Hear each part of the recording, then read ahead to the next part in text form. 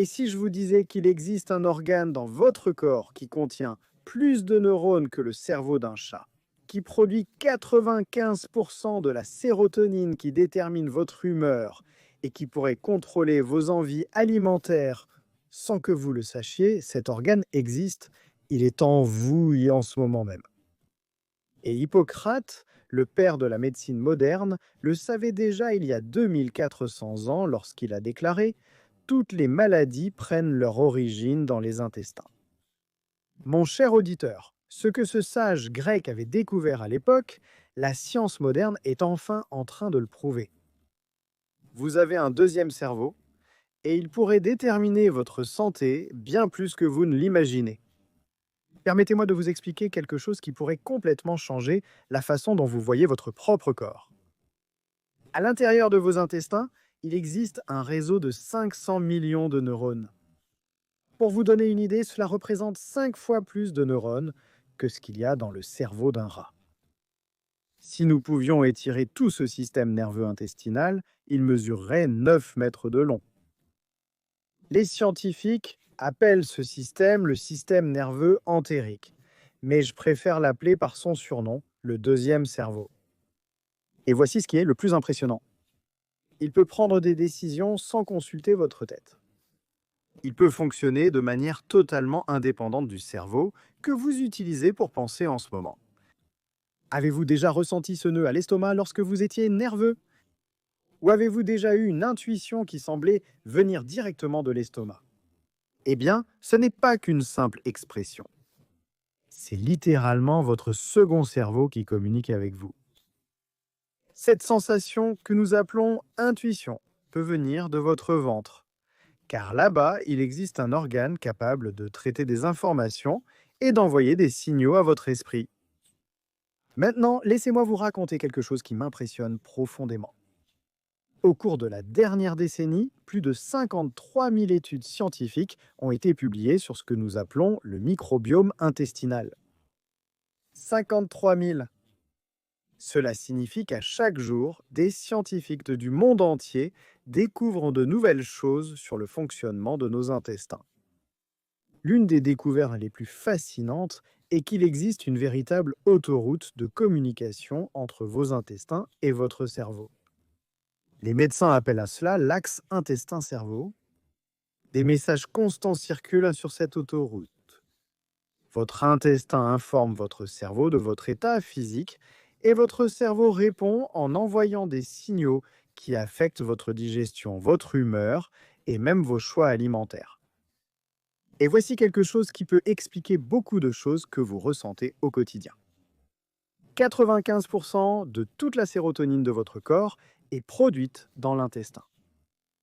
La sérotonine est cette substance chimique qui nous fait nous sentir bien, heureux, équilibrés. Quand on dit que quelqu'un est déprimé, on parle souvent d'un manque de sérotonine. Mais peu de gens savent que presque tout provient de là-bas, des intestins. Cela explique pourquoi, lorsque vous avez des problèmes intestinaux, vous vous sentez souvent aussi émotionnellement bouleversé. Ce n'est pas une coïncidence, c'est votre deuxième cerveau qui envoie des signaux directs à votre esprit. Maintenant, permettez-moi d'expliquer comment Hippocrate avait raison lorsqu'il disait que toutes les maladies prennent leur origine dans les intestins. À l'intérieur de vos intestins vivent des billions de micro-organismes. Des billions. Ce sont des bactéries, des champignons et d'autres micro-organismes qui forment ce que les scientifiques appellent le microbiote intestinal. Ces créatures microscopiques ne sont pas simplement de passage dans votre corps. Elles travaillent activement pour vous maintenir en bonne santé. Lorsque cette communauté de micro-organismes est en équilibre, vous vous sentez bien. Votre digestion fonctionne parfaitement, votre système immunitaire est fort, votre énergie est constante et votre humeur reste stable. Mais lorsque cet équilibre est rompu, ce que les médecins appellent la dysbiose, c'est là que les problèmes commencent.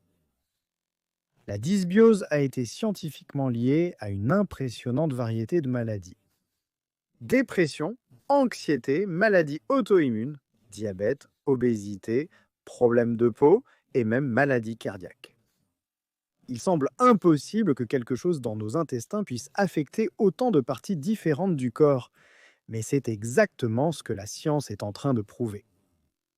Vos micro-organismes intestinaux produisent des vitamines essentielles, contrôlent l'inflammation dans votre corps, renforcent les parois intestinales qui vous protègent des substances toxiques et en plus communiquent directement avec votre système immunitaire. Quand ils sont heureux et bien nourris, vous l'êtes aussi. Mais comment savoir si vos intestins appellent à l'aide? Il existe des signes que votre corps envoie et que nous ignorons souvent en pensant qu'ils sont normaux. Un ballonnement constant après les repas, par exemple.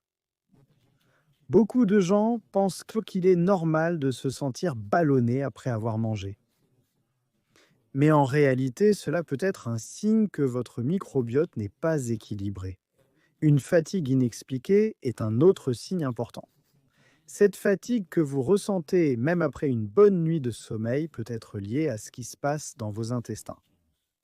Lorsque votre deuxième cerveau ne fonctionne pas bien, il consomme beaucoup d'énergie à essayer de maintenir les choses en ordre, laissant moins d'énergie disponible pour le reste de votre corps. Les problèmes de peau peuvent aussi commencer dans l'intestin. L'acné, l'eczéma, le psoriasis s'améliorent souvent de façon spectaculaire lorsque la personne prend soin de sa santé intestinale. Cela se produit parce que l'inflammation qui commence dans l'intestin peut se propager à d'autres parties du corps, y compris la peau. Et voici quelque chose qui pourrait vous surprendre. Des sautes d'humeur fréquentes, de l'anxiété sans raison apparente, des difficultés de concentration, voire des compulsions alimentaires, peuvent avoir pour origine un déséquilibre du microbiote intestinal.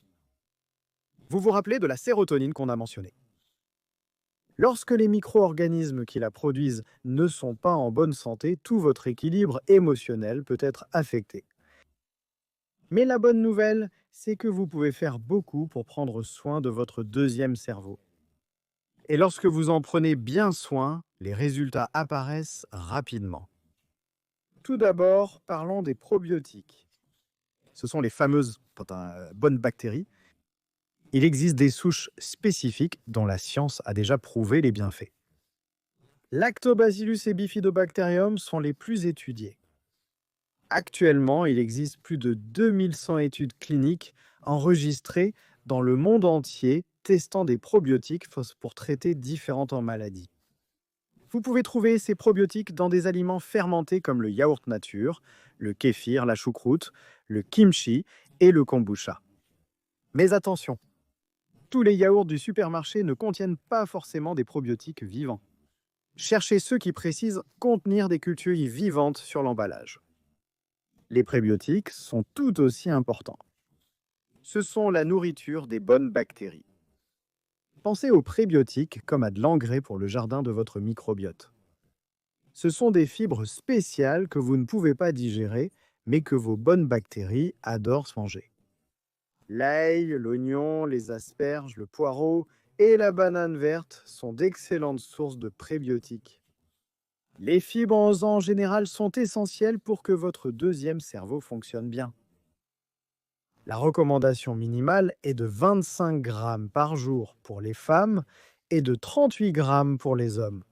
Mais de nombreux spécialistes suggèrent les 40 à 50 grammes quotidiens pour une santé intestinale optimale. Les céréales complètes, les haricots, les lentilles, les légumes verts et les fruits sont vos meilleures options.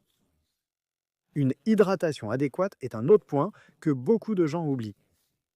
Votre intestin a besoin d'eau pour produire le mucus qui protège ses parois internes et pour maintenir les sels à la consistance adéquate.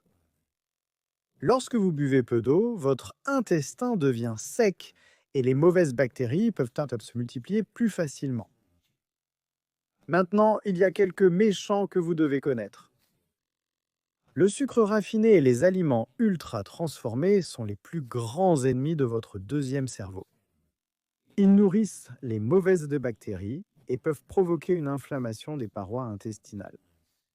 Les sodas, les sucreries, le pain blanc, les snacks industriels, Tous ces aliments peuvent déséquilibrer votre microbiote en quelques heures.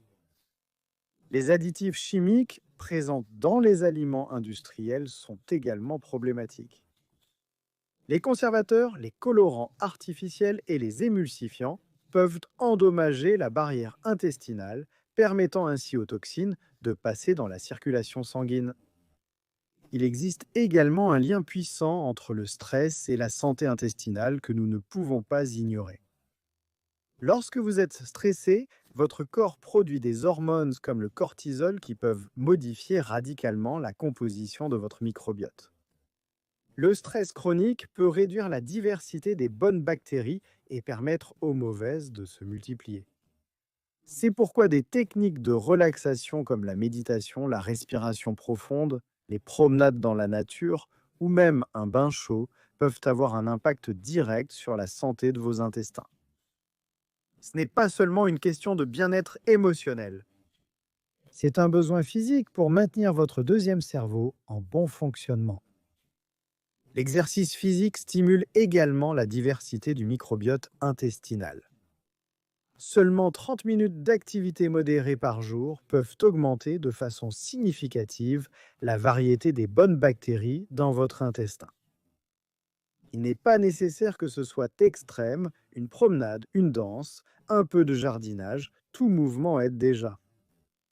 Il existe également des aliments aux propriétés anti-inflammatoires naturelles qui peuvent aider à régénérer votre intestin. Curcuma, gingembre, légumes à feuilles vertes foncées comme les épinards et le chou. Et les poissons riches en oméga comme la sardine et le saumon sont d'excellentes options. Certaines personnes bénéficient de périodes de jeûne ou de nettoyage intestinaux doux. Un jour par semaine, en ne mangeant que des fruits ou du riz complet, peut offrir un repos à votre système digestif et lui permettre de se régénérer. Le psyllium, cette fibre qui devient gélatineuse lorsqu'elle est mélangée à de l'eau, peut également aider à nettoyer en douceur les parois intestinales. Mais permettez-moi d'être plus précis sur la façon de mettre en œuvre ces changements dans votre vie quotidienne. Beaucoup de personnes me demandent par où commencer, et je réponds toujours. Commencez doucement, mais commencez aujourd'hui. Le matin, avant même de prendre votre café, buvez un grand verre d'eau tiède. Cela aide à réveiller votre système digestif et à hydrater les muqueuses intestinales après les heures de jeûne nocturne. Si vous souhaitez renforcer cette habitude, ajoutez quelques gouttes de citron dans l'eau. L'acide citrique stimule la production d'enzymes digestives. Au petit déjeuner, incluez au moins une source de probiotiques et une source de fibres. Un yaourt nature, avec du granola maison et des fruits rouges, par exemple, fournit à la fois les bonnes bactéries et la nourriture pour celles-ci. Si vous ne consommez pas de produits laitiers, le kéfir d'eau ou un smoothie à la banane et à l'avoine peuvent remplir le même rôle. Pendant le déjeuner, veillez à inclure des légumes colorés. Chaque couleur représente différents types d'antioxydants et de fibres qui nourrissent différents groupes de bactéries intestinales. Une assiette colorée est une assiette qui nourrit bien votre microbiote. Ajoutez toujours une source de bonne graisse, comme de l'huile d'olive extra vierge, de l'avocat ou des noix, car elles aident à l'absorption des vitamines liposolubles. L'après-midi, lorsque vous ressentez cette envie de manger quelque chose de sucré, rappelez-vous que cela peut être votre deuxième cerveau qui demande de l'énergie, de l'énergie. Au lieu d'une friandise industrielle, essayez un fruit avec une poignée de noix ou un carré de chocolat noir contenant au moins 70% de cacao. Le cacao est riche en prébiotiques naturels. Au dîner, privilégiez des repas plus légers et mangez au moins 3 heures avant de vous coucher. Votre deuxième cerveau a également besoin de repos pour se régénérer pendant la nuit. Une soupe de légumes, une salade avec une protéine maigre ou une assiette de céréales complète avec des légumes sautés sont des options qui ne surchargent pas le système digestif. Et voici un secret que peu de gens connaissent. Mâchez bien les aliments. La digestion commence dans la bouche et lorsque vous mâchez correctement, vous facilitez le travail de votre deuxième cerveau. Essayez de mâcher chaque bouchée au moins 20 fois. Cela améliore non seulement la digestion, mais vous aide aussi à manger plus lentement et à vous sentir rassasié avec une plus petite quantité de nourriture. Un autre point fondamental est d'établir des horaires réguliers pour les repas. Votre deuxième cerveau fonctionne mieux lorsqu'il y a une routine. Cela signifie qu'il peut se préparer correctement à recevoir et à digérer les aliments. Manger à des heures irrégulières perturbe ce système interne et peut entraîner des problèmes digestifs. Pendant la semaine, réservez au moins un jour pour préparer vos repas. Faites cuire des céréales complètes, coupez des légumes, préparez des sauces maison sans conservateur. Avoir des aliments sains prêts facilite grandement le maintien de bonnes habitudes alimentaires, surtout pendant les journées chargées. Et à propos des compléments, un mot d'expérience. Bien qu'ils puissent être utiles, rien ne remplace une alimentation équilibrée. Si vous décidez d'utiliser des probiotiques en gélules, choisissez ceux qui contiennent plusieurs souches de bactéries et qui garantissent leur viabilité jusqu'à la date de péremption. Conservez-les au réfrigérateur et prenez-les toujours à jeun pour augmenter la survie des bactéries. Les résultats d'une bonne prise en charge de votre deuxième cerveau apparaissent généralement rapidement. Au cours des 2 premières semaines, beaucoup de personnes ressentent déjà une diminution des ballonnements et plus d'énergie. Entre la 3e et la 4e semaine, la digestion devient plus efficace, la peau plus claire et le sommeil plus réparateur. Après un mois, le système immunitaire devient plus fort et la clarté mentale augmente visiblement. Mais les bénéfices continuent ceux de s'accumuler avec le temps. Après 3 mois de soins constants, beaucoup de personnes rapportent des améliorations significatives dans des conditions qu'elles considéraient auparavant comme normales. Moins de rhume, humeur plus stable, meilleur contrôle du poids et une sensation générale de bien-être qu'elles n'avaient pas ressentie depuis des années. Rappelez-vous toujours, vous n'êtes pas seulement ce que vous mangez. Vous êtes ce que vos bactéries mangent.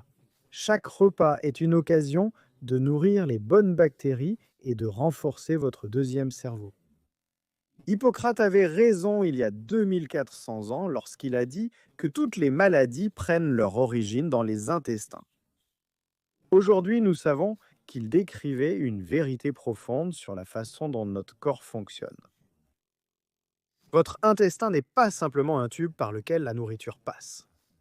C'est un organe intelligent, complexe et puissant qui peut déterminer votre santé physique et mentale.